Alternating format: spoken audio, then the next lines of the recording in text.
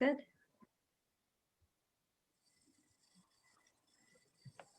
Awesome. All right. Thank you so much, James. It's nice to see so many familiar names on the participants list. Thank you all.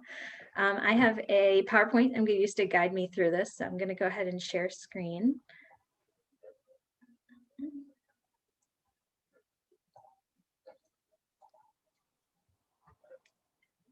Okay. All right. Let me make this small over here so I can see. Great. All right. Thank you all so much for coming to our treasurer training. I'm really glad that you're here so I can go over a few things with you. So my name is Danielle Fike. My pronouns are she, her, hers, and I'm a financial coordinator in the Office of Student Affairs. Our physical offices are in 200 Houston Hall, but I am working remotely from home. So my job is to help all the student groups, not all the student groups I'm assigned, complete financial transactions in compliance with university policies. And so my particular assignments are you all, so all of the SAC funded performing arts groups. I also have all of SPEC, and I have about 24 other random SAC funded groups. And so before we go too much further, what is SAC? SAC is the Student Activities Council. It's a branch of Penn student government, and it is student run. They have an executive board made up of a number of students. I believe we might be having one of them join us later. But basically they allocate funding to all of these student groups that are recognized and funded by SAC, and they also set the budgets for those groups annually. The budget process is taking place soon. I know I've had a few people reach out about getting access to SAC. So if that is a problem for you, please don't hesitate to reach out and let me know. And each group has their own student liaison who is on that exec board. So if you don't know who that person is, you can also let me know and I can look it up for you. So my email is there. It's crum@upenn.edu. I am online weekdays from 9 to 5. And people always say, like, I'm sorry to email, I'm sorry I'm sending you 2 emails. Please do not even worry about it. Like, you can't possibly spam me. As many emails as you want to send, it's great. And I'm happy to answer any and all of your questions whenever. So just feel free to email, don't feel bad about it. For those times when I'm sorry, hold on, let me just tell my dog to be quiet for a second. Sadie, stop. Okay. Sorry about that. So for those times when I'm not online, we do have a website for the Financial Services Center. It's osa.vpul.upenn.edu/FSC for a Financial Services Center. And new this year, we made it over the summer. We actually have a YouTube channel where we've put together video tutorials that cover a bunch of our processes and policies. And so that's always there if there's a question and you don't want to wait until the next business day. And yeah, I'm not going to go there right now because my internet connection is a little slow, but I will make sure I have this slide deck saved as a PDF. So I'll make sure that everybody gets a copy so you can access all these links. So overview for what I'm going to cover today. I have some notes for non-SAC groups in case any of you are here. And then I have notes for SAC groups, just 3 slides on that. And I'm going to go over some financial policies and 6 slides for that. Sounds like a lot of information. Definitely don't expect everyone to become experts in this by any means. I'm mostly providing the information so you get a general overview of how things work, and at least like what the process kind of looks like and how much time it might take. But the bottom line is really just whatever you have coming up, if you can give me as much advance notice as possible, that's the most helpful thing. And at the end, I'll have time for questions too. So my notes for non-SAC groups. Be careful maintaining accounts for your organization. If you're not recognized by SAC, it's on you all to keep track of that. Our OSA website has a page with banking guidelines for student groups that don't have university funding. It's mostly just checks and balances, common sense kind of things. For non-SAC groups, if you're getting paid by a campus department, you'll probably have to trade your payment for a purchase you want to make. Keep track of the limits for your show expenses and build an alumni base for support. You can contact Lori and Platt to talk about your wording and your methods. And finally, non-SAC groups are entitled to everything that PAC groups get without the financial resources. Okay, so now I'll move on to our notes for the SAC groups. Most groups have a Student Activities Council SAC budget, even if you don't do the application process, because all facility costs are run through them. And SAC and PAC are two different organizations, even though they rhyme. A member of each group must attend all SAC meetings. Make sure you check the SAC website for the meeting dates and the policies regarding attendance. The SAC account should be used for all of your organization's business. The university does not allow SAC groups to have off-campus bank accounts. Non-compliance with this policy could result in being derecognized by SAC. And finally, the SAC account is not a bank account, so we can't withdraw cash. I can't write any checks, but we do have the ability to follow all of the university's procedures to make purchases and payments. So I'll go over those in a little bit. SAC Online. So SAC Online is a website where you can view the budget and transaction for your group SAC account. So you have to get the password from the outgoing treasurer or your SAC liaison in order to view your SAC account. And like I was saying before, if you have that password and you're still not able to log in, you're getting an error message about having your access denied, please let me know. That is something we can fix. We put in a trouble ticket with QL Tech and they will add you for access. So just send me an email. Let's see, treasurers should keep an accurate account of all the transactions to compare with SAC Online. So if a transaction is missing or if there's an error in SAC Online, just let me know. Try to keep up with that. I reconcile the accounts on a monthly basis. So if you're also looking at it monthly, we should be able to keep it up to date. Let's see, before you spend funds, you should be sure your organization has it in your SAC account. And you can look at the SAC funding guidelines for details on what is or isn't funded as a rule. For example, websites are not funded by SAC, but you can use your non-SAC funds to pay for that.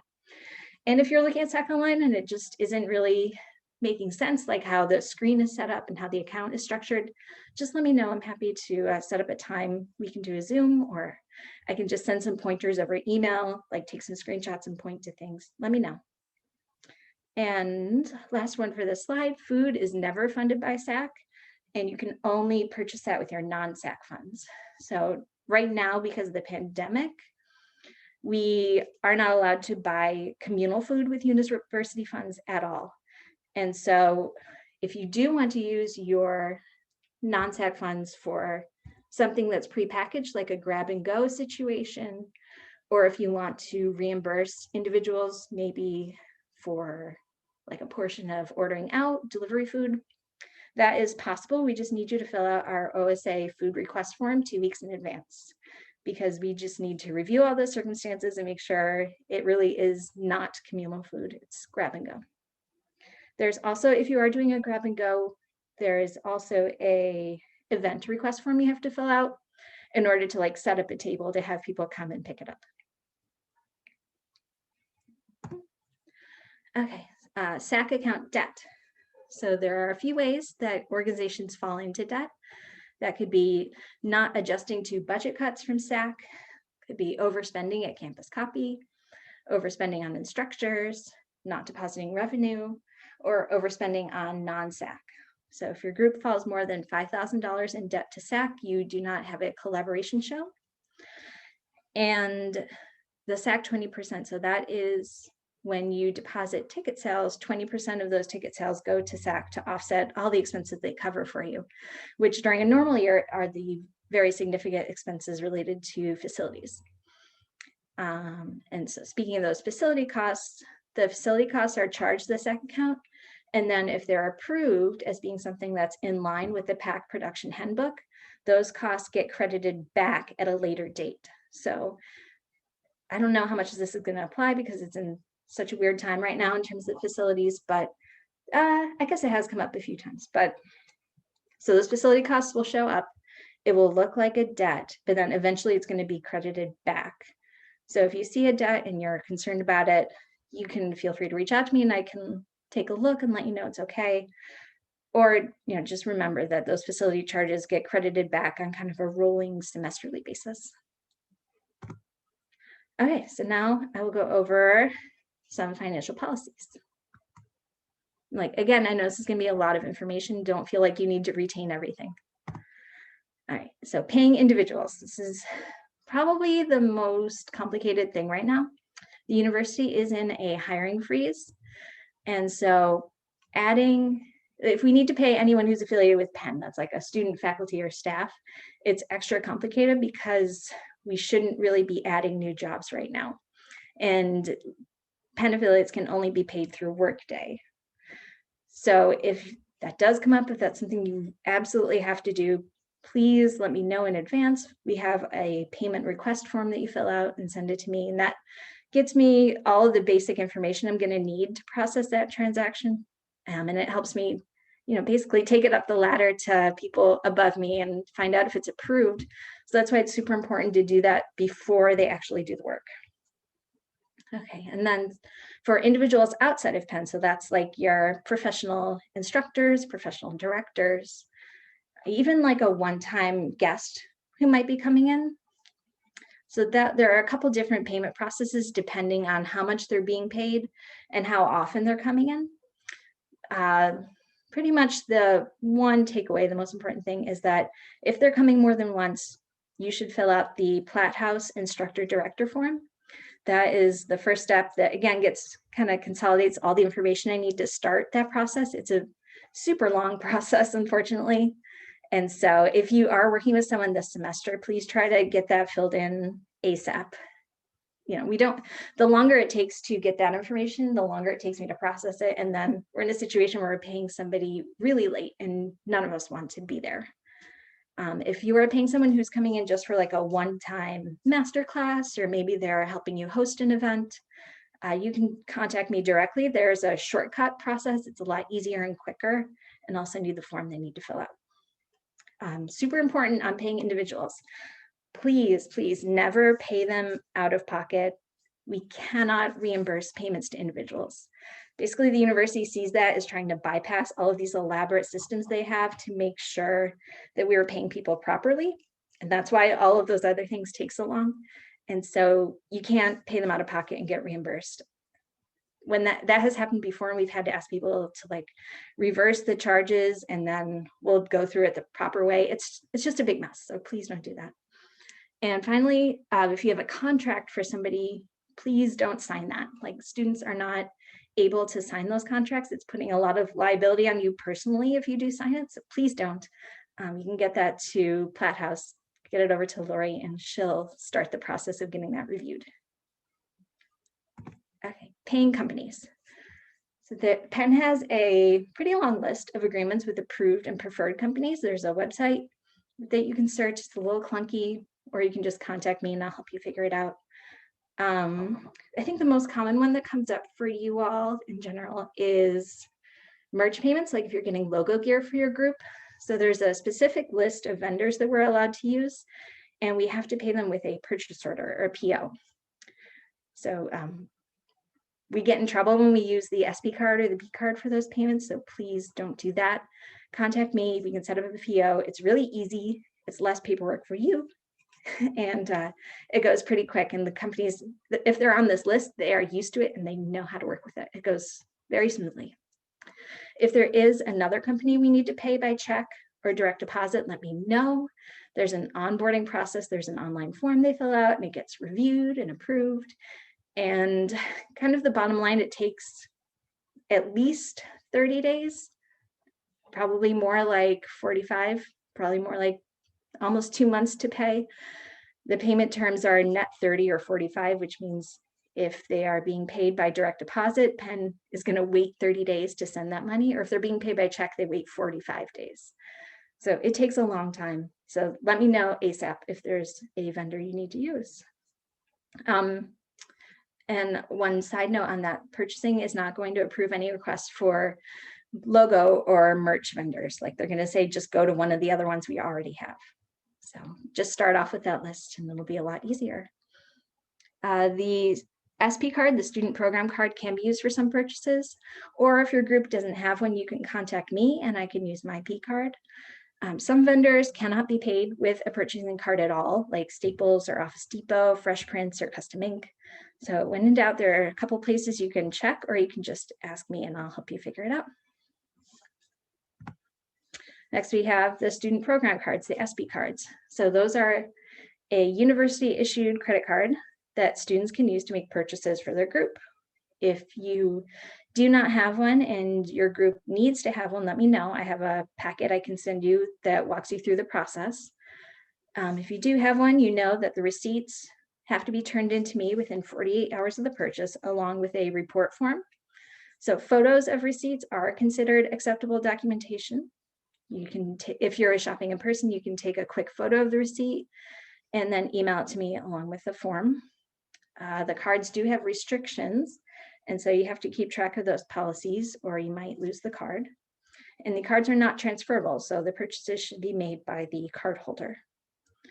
And finally, kind of a newer process as they've added since the pandemic is that the university wants everybody to enter notes for each purchase they make in JP Morgan Payment Net.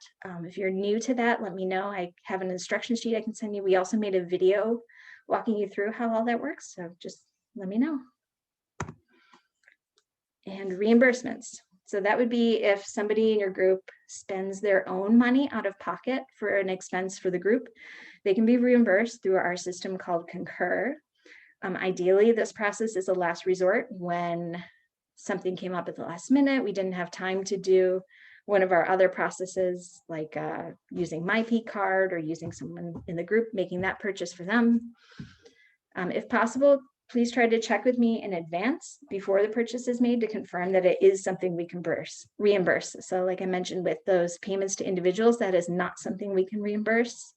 So try to avoid doing that. And that's why we just recommend that if you can, reach out in advance and make sure it's okay. The person who spent the money is the one who will be reimbursed. So that person would send me their PEN card number and I can check their status in Concur, and then I'll send directions on exactly how to put in that expense report. We ask, please do not Venmo the expenses to one person in the group and have that one do the reimbursement. We have to reimburse the person who actually made the purchase. In terms of deadlines, ideally, you should be submitting those expense reports for reimbursement within 10 days of the purchase, but our hard deadline is really the last day of the spring semester. There's a limit, and after a certain number of days, then we have to get higher approval in order to even look at the reimbursement. So just, try to do it in a timely manner if you can. Deposits. So while I'm working remotely, I am able to go into the office once a month. And so we're asking groups if you have funds you need to deposit to mail a check or money order to the OSA. And then I can go in and process those and get them in your account once a month. Checks or money orders should be made out to trustees at the University of Pennsylvania. And it should include a note or a memo so that when I'm opening all the mail, I know which group it's for and what the deposit is for. Is it ticket revenue or ad revenue, etc. Okay, last slide, I think, on financial policies is gift funds. So any groups who want to fundraise by reaching out to alums need to get in touch with Lori about that. It's necessary to make sure that alums are not being double asked, and the Platt House staff can help you with that. Transactions use your gift funds.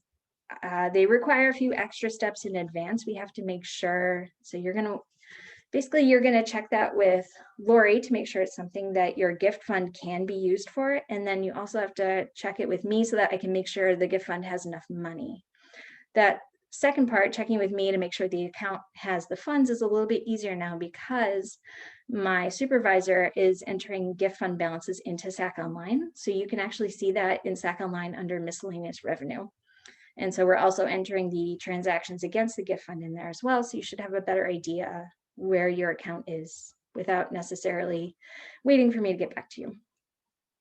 So once a gift fund expense is approved through me and through Lori, the form and receipt should have to be submitted on time, because it's actually the money, when you turn in your P card form and your receipt, that helps me because I look at your account every week and I need to say which budget exactly that payment should be coming from.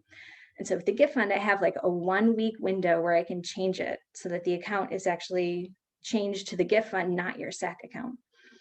And so when I get that stuff late, it makes the process a lot more cumbersome, a lot more work. And especially in a huge volume, I might not even be able to get to it all. So especially when you're doing a gift fund purchase, I really need the receipt and form on time. And that's it. So I don't know if anybody else wants to present or if now is a good time for me to answer questions. I will stop my share.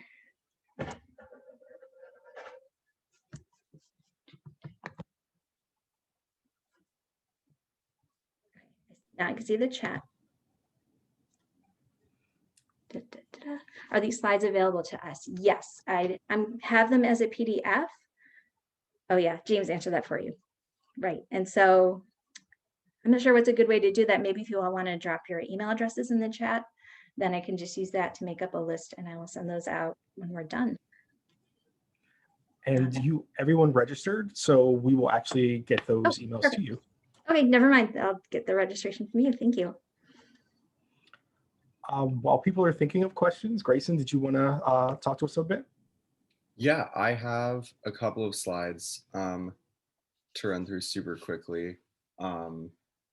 Nothing crazy. I just want to give a couple of reminders for SAC policies during these crazy times, especially this spring, because we're doing a couple things a little bit differently to account for digital production and things like that.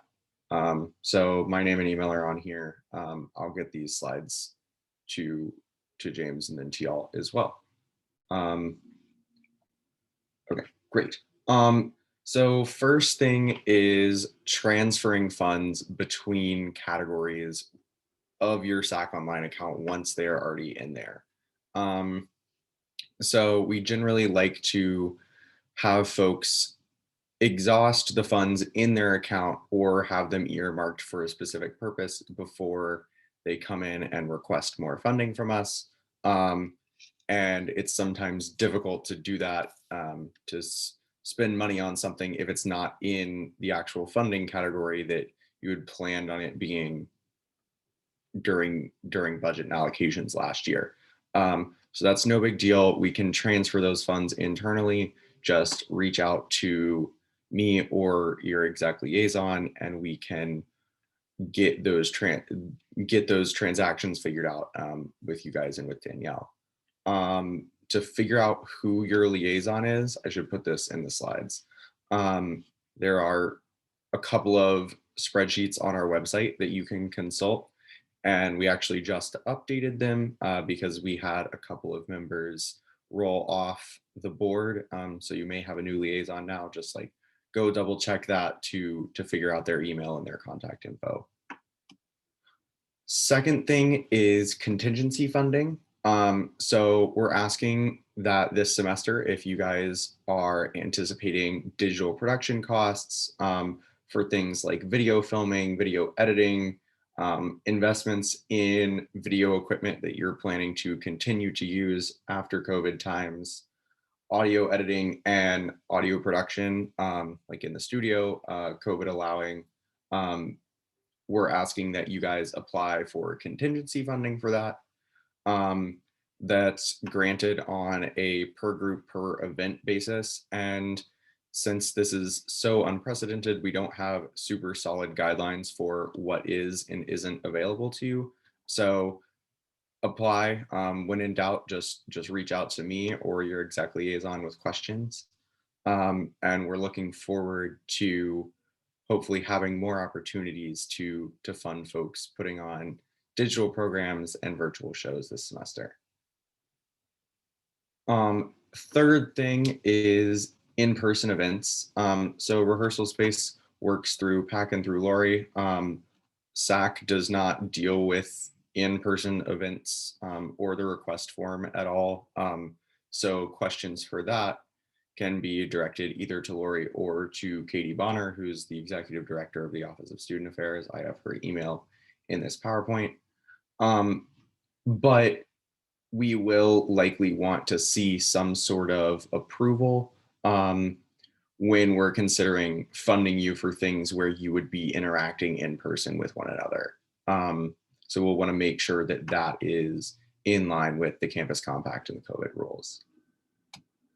And then last thing that I have is just like general policy reminders. Come to our GBMs, like Danielle said. If you miss them and get derecognized, you won't be able to access your account, you won't be able to apply for contingency funding, and that could really jeopardize your plans this semester, especially since our next GBM isn't until the end of March.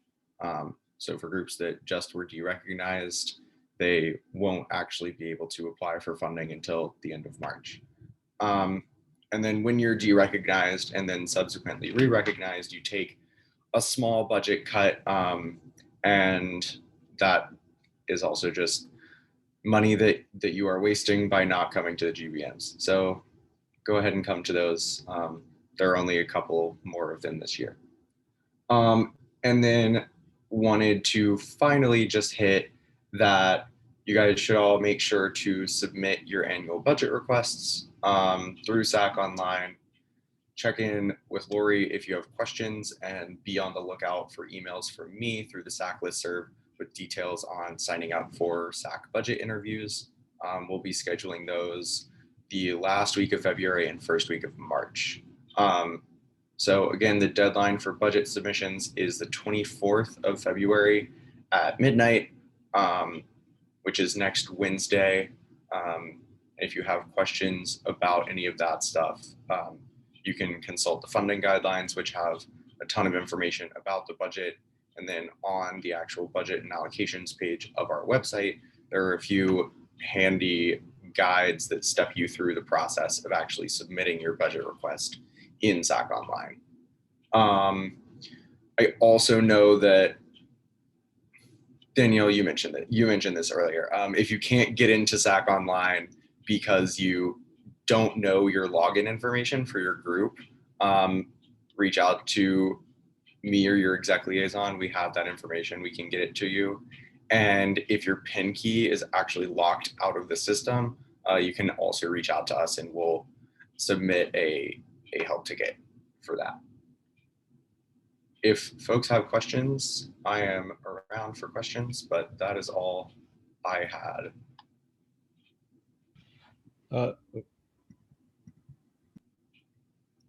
It looks like we have some hands raised. Joseph, do you want to unmute yourself? Yes, thank you. So if we're given like a budget in one category that we don't fully use, and then we're overspending in another category, are we allowed to use the money? Like, is the category budgeting like strict with our usage of the money? Yes. So the excess funds in one category won't cover a deficit in another category. So if you're anticipating spending more money in a category that you have, just reach out to us and we can make sure that that's actually transferred internally. Got it. Thank you. Okay. Kate? Yeah, thank you, everyone. I had a quick clarification on the contingency. I guess I was looking at the SAC Online. I'm representing Penn Singers today, and I believe the facilities cost is representative of like what was our video editing. So I guess one clarification is like, is that being covered as a facilities cost? Like, I was under the impression last semester that that was covered by what would typically be the Annenberg cost, but then based on what you just said, Grayson, you said something about applying for contingency funding. So is it different this semester? And will last semesters be covered? Yes. Yes. We would like y'all to apply for contingency funding to actually get it through the right pathway for us. But all good, all is fine for last semester. We're just trying to get it back into like the right pathway for us. Lori, do you have something to add? No, just I think Grayson just covered it like last semester. That was the guidance we got. So now it's just new guidance, but I get the impression it still should be okay, just so it works for SAC. Yeah, sorry. It's I think we're all working with just kind of constantly updating guidance. So that's what we've got now. Okay, so then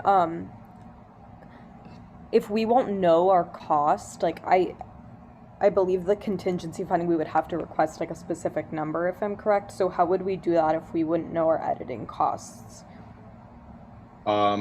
You should find an estimate of that cost. You should try to figure out an estimate. We don't fund things retroactively. So your best estimate on the front end will do. And I actually have something for this one.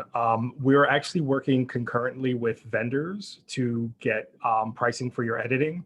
So we're actually, I just had that meeting this afternoon with one of the vendors. So we're bringing all that information sort of above everyone and just taking it like, I need to check with Lori will check with everyone. So the process may just be a little bit different for just the editing that we're getting you for. So more information about that will be coming out next week, but we're in talks with the vendors right now about exactly what you're going to be covered for and what you can expect as far as your quality and all that. So even though it's ultimately a SAC question, we're getting everything together for SAC to have all the information that they'll need to make an educated decision about it. Thank you so much. I had one final clarification or question, excuse me. For the mention of video equipment under the contingency funding as well, I guess like I was initially under the impression of like if we had to buy some things, those could still fit under SAC categories. So is there not a world where things like video or audio equipment do fit under our current SAC categories? Like, are they all automatically contingency funding? I think that there is probably a world where they could, without like actually knowing the details of your account. I couldn't tell you whether you guys had funds for things like that, but if this is like a more specific question, we can definitely connect offline. Okay, yeah, apologies, wasn't trying to ask a case specific question, just didn't know if there was a clear direction on that, but I appreciate it. And just as another, oh, Daniel, you No, want to I take was this? just gonna say, Oh. I promised you I would say something and I forgot, so if you want to jump in. So we actually are trying to make sure that you don't have these issues creep up on the back end. So we're thinking of them for you, which is why Amanda and I do a tag team. So usually what happens is you're like, hey, I want to buy something that probably someone is going to need to approve the payment of, and it's going to have something to do with my production. Since we usually take those production costs in a regular year and sort of help you massage those and get those along to SAC, we actually, Amanda tells me, I talk to whomever I need to, and then we usually get some sort of approval about using your SAC funds or not. So it's not a matter, so for most things that are production related, your yes is the answer, but Amanda usually is, she's not gonna like be like, yeah, you can get 3 HD cameras and I'll keep them in separate places and never bring them back. She's not gonna say yes to that. But for things that are production related, we'll already have some queuing mechanism in place. So we still got you.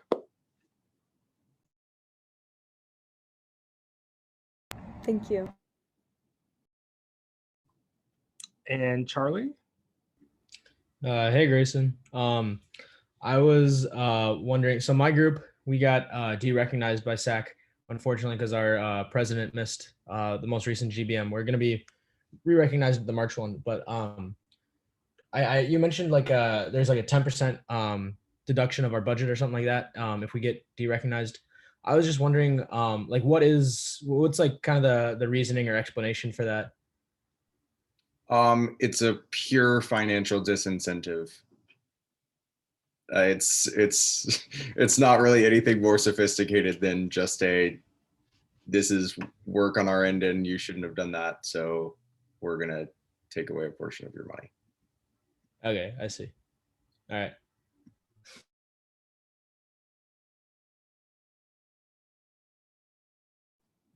Any other questions? Lori, Sarah, Danielle, Grayson, anything to add? No, unless you guys have something to ask us. it looks like, Carson, if we shipped equipment materials to members who don't live in Philly, do they have to ship it back to Penn?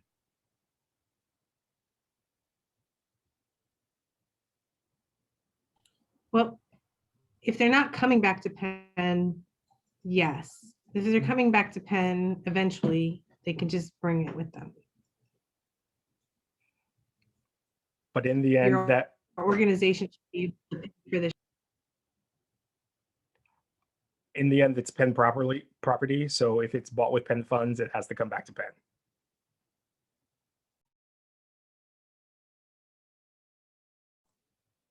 Anybody else?